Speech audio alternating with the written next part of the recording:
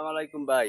আজকে কথাগুলো একটু শুনে যান ভাই, ধৈর্য সহকারে একটু শুনে যান, একটু অপেক্ষা করেন, আমরা কিছু কথা বলবো, তারপর আপনি আর চলে যান, সমস্যা নেই। কেউ কিছু বলেন না বলেন, কমেন্টস করেন না করেন, কোনো সমস্যা নেই, একটু আমাকে কথাগুলো একটু শুনে যান দয়া করে।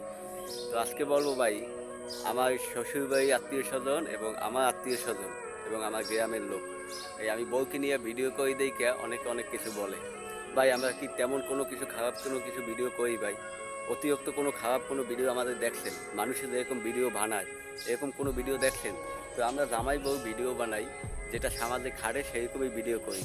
তো তাতে অনেকে অনেক কথা বলতে আছে, ও আত্মীয় স্বজনে ওকে বলতে আছে, আমার আত্মীয় স্বজনে আমাকে বলতে আছে। তো এরকম কেন ভাই মানুষগুলো, একটু আপনি একটু বলতে পারেন এটা কেন হয় আমাদের সাথে? এটা কি আপনার সাথেও হয় ভাই? ওকে নিয়ে আমি ভিডিও বানাই, তাতে ও বাড়ি থেকে বলে বা ও বাপের বাড়ি থেকে আত্মীয় স্বজনে বলে এবং আমাকে বলে আমার আত্মীয় স্বজন। কেন ভাই, তুমি কিছু কবা?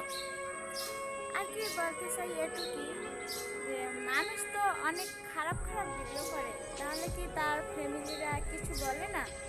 তাদের কি সাপোর্ট করে নাকি আমাদের মতো তাদেরকে এরকম কিছু বলে? যা মানে একবার দেখবেন অনেক খারাপ ভিডিও বানায় যেটা দেখার মতন না, আমাদের দেখতে লজ্জা করে বা আমাদের যদি পাশে কেউ থাকে তাকে নিয়ে দেখতে লজ্জা করে, তাদের ফ্যামিলি যদি ওই ভিডিও দেখে তাকে কি কিছু বলে না? তো আমরা ভিডিও বানাই, আমার আত্মীয় স্বজন তাতে এত কিছু বলে, তো তাদের কি কেউ কিছু তবে বলে না? হয়তো যদি মানুষের মতো যদি আমরা যদি ফেসবুকে টাকা পাইতাম, তাহলে বোধ হয় তারা আর কখনো কিছু বলতো না, কারণ টাকা কোনো কথা না, বুঝছো? আমরা যদি ভাইরাল হইতাম, ওইরকম যদি ভাইরাল হয়ে যেতাম, আমরা মিলিয়ন মিলিয়ন যদি ভিউ হতো ভিডিওতে, তাতেই হতো। তোমার টাকা পয়সা কোনো কথা সেটা না। ঠিক আছে, এই জায়গায় টাকা পয়সার প্রশ্ন কেন? কাজ করি টাকা কারণ পাই না। কাজ করে ঠিকই আমরা টাকা পাই না, টাকা ইনকাম করতে পারি না। মানে আত্মীয় স্বজনের মুখে ও থেকে কি করতে পারছো? পারছো কিছু করতে? আর নিজের জীবনটা শেষ করছো, চাকরি বাকরি তো স্বামী ছাইড়া দিছে। মানে এরকম কথা যদি শোনা লাগে।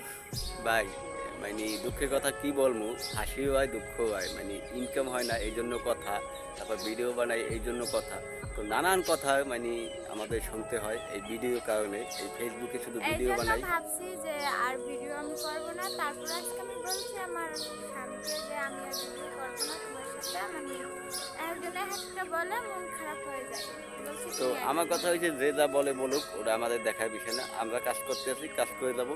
যদি মানুষের কথা যদি সবাই শুনতে যায় তাহলে ফেসবুকে কেউ সফলতা মুখ চোখে দেখতো না বা দেখবোও না। যা দেখে নাই তারা দেখবে না, আর যা দেখেছে তারা যদি এটা শুনতো তাহলে দেখতো না। কথাটা ঠিক কিনা অবশ্যই জানাবেন। যা দেখেছে মানে যা সফলতা মুখ পেয়ে গেছে বা টাকা ইনকাম করতে পারতে আছে, এরা হয়তো এই কথাগুলো কানে লাগায় না, এই জন্যই করতে পারতে আছে। তবে ইনশাল্লাহ একদিন সফলতা হয়ে সবাইকে দেখাবো। তো সবাই আমাদের একটু পাশে থাকবে না, সবাই সাথে কি এরকম হয় কি না সেটা সেটা একটু অবশ্যই আপনারা জানাবেন। জানাবেন। কেননা খালি কি আমাদের সাথে এরকম হয় না, না, আপনাদের সাথেও আপনাদের সাথে হয় এরকম হয় হয়। এটা একটু জানাবেন ভাই।